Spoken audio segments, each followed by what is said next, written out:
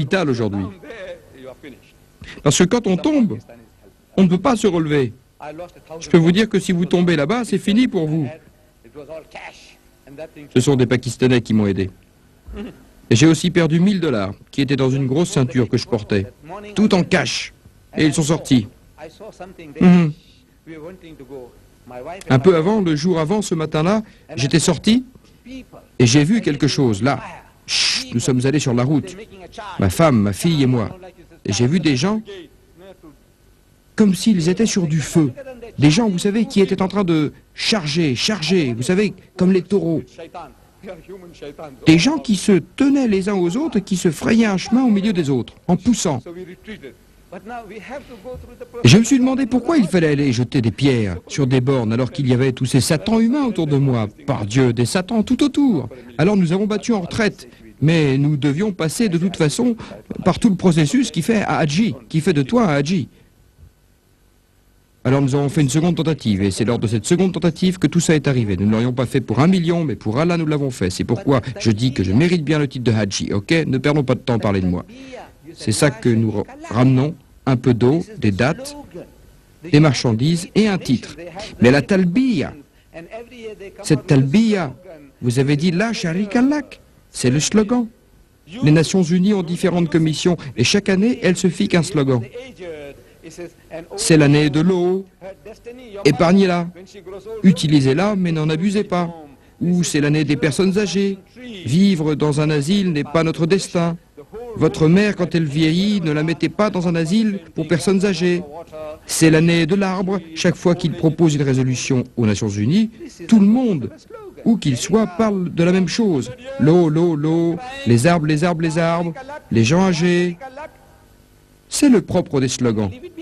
Mettez-les en exécution. Depuis 1400 ans, nous crions « La sharika lak, la sharika lak ».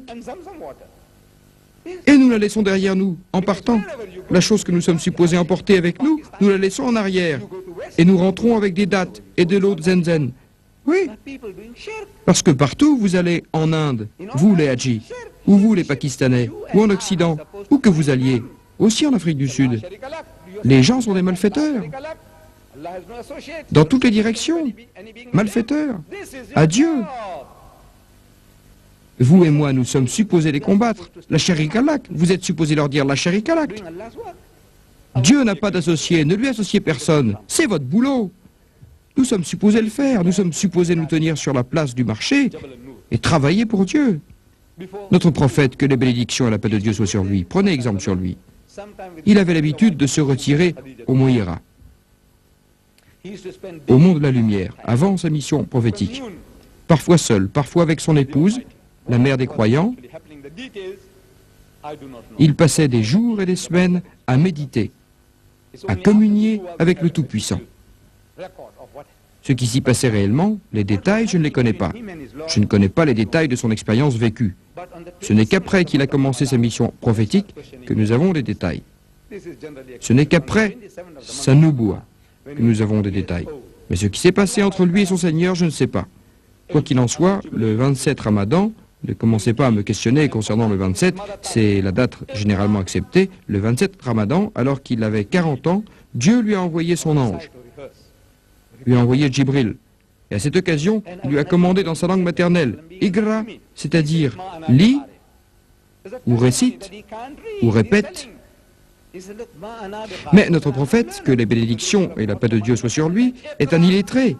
Et il répond en disant, c'est un témoignage du fait qu'il ne savait pas lire. Il dit, je ne suis pas instruit. Alors l'ange de Dieu lui commande une seconde fois de lire, Igra, à nouveau, et il plaide. Il est terrifié. La troisième fois, l'ange de Dieu dit, lis au nom de ton Seigneur qui t'a créé. Parce qu'en arabe, ce mot Igra veut dire, ce que tu dois faire est de répéter. On t'a dit Ikra, il faut le comprendre comme lire, réciter, répéter. Et il répète les mots.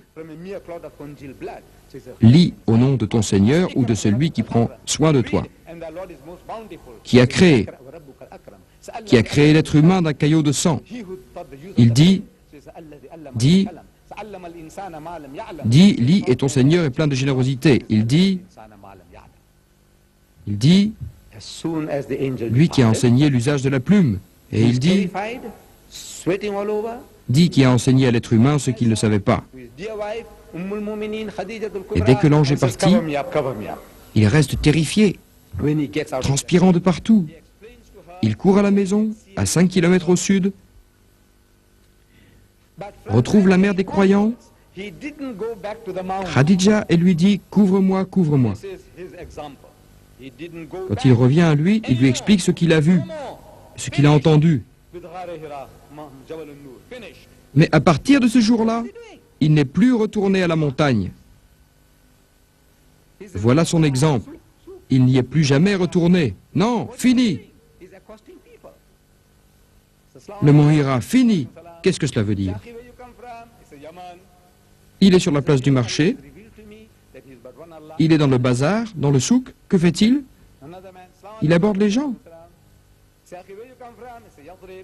Ah, salam alaikum. Wa alaykum al-salam. D'où venez-vous? Du Yémen. Il dit, vous savez, Allah m'a révélé qu'il n'y a qu'un seul Dieu et que je suis son messager. Un autre homme vient. Salam alaikum. D'où êtes-vous? Il répond, de Yatib, l'ancien nom de Médine. Il dit, Allah m'a révélé qu'il n'y a qu'un seul Dieu et que je suis son messager. Et vous savez, il l'appelait Majnoun. Et Allah a dû témoigner. Par la grâce de Dieu, votre compagnon n'est pas fou ni possédé. Il le croyait fou. Mais il faisait son boulot, son œuvre. C'est ce que vous et moi sommes supposés faire. Dieu dit, et certainement dans le messager de Dieu, il y a pour vous le meilleur exemple. Voilà l'exemple qu'il a laissé. Vous et moi, nous sommes supposés nous tenir sur la place du marché et proclamer l'unicité de Dieu. Tous les malfaiteurs qui m'entourent et qui vous entourent, appelez-les, dites « Oh mon Dieu, la sharika lak ». Aux chrétiens autour de vous, dites « Oh mon Dieu, la sharika lak ». Aux juifs autour de vous, dites « La sharika lak ». Aux bouddhistes autour de vous, dites « La sharika lak ». C'est votre boulot, mon boulot, mais je sais que ça vous terrifie.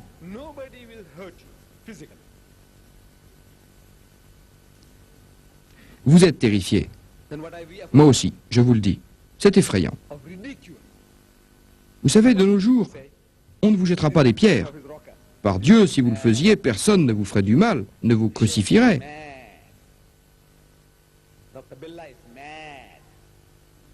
Alors, de quoi avons-nous peur? Du ridicule. Du « qu'en dira-t-on » Qu'est-ce que les gens vont dire? Ils vont dire que Didat devient gâteux. Il est fou, ce type est fou. Le cheikh est fou. Docteur, cet homme est fou. Oui, c'est de cela dont nous avons peur. Oui, vous êtes terrifiés à l'idée qu'on vous prenne pour un fou, qu'on croit que vous êtes un peu saoul, que vous avez bu, que vous êtes drogué. Regardez-le. Il se tient sur la place du marché, au coin de la rue, et il crie « Allah Akbar ». Il crie « La sharika lak ». Il est fou. Vous êtes pétrifiés à cette idée. Moi, je vous dis, vous savez, il y a une autre façon de faire. Vous pouvez vous sortir de cette difficulté, nous l'avons découvert. On dit que la nécessité est la mère de l'invention, la nécessité. Vous voulez faire quelque chose? Alors trouvez le moyen d'agir. Vous savez, je ne sais pas me tenir sur la place du marché. Je l'ai presque fait à Mouassa, à un endroit appelé Mamber Tayari. Les gens qui connaissent Mombasa le connaissent. Il y a là un arrêt de bus. J'ai fait savoir que j'étais là, à l'arrêt de bus, sur un tambour. Je suis monté sur le tambour et j'ai commencé une conférence. Il y a eu des gens qui étaient d'accord et qui m'ont encouragé. Mais à Durban, je n'ose pas. À Londres, je n'ose pas le faire. Je l'ai fait là-bas parce que tout le monde était fou, comme moi. Alors ça n'avait pas d'importance. J'ai dit que la seconde chose, la nécessité est la mère de l'invention. Nous avons inventé une idée. De nos jours, nous savons capturer les bons génies. Dans l'ancien temps, on parlait des djinns. Ce sont des êtres qu'on peut appeler et à qui on demande de faire des choses. Comme Aladdin et la lampe merveilleuse. Vous frottez la lampe et les djinns viennent vous demander ce qu'ils peuvent faire pour vous.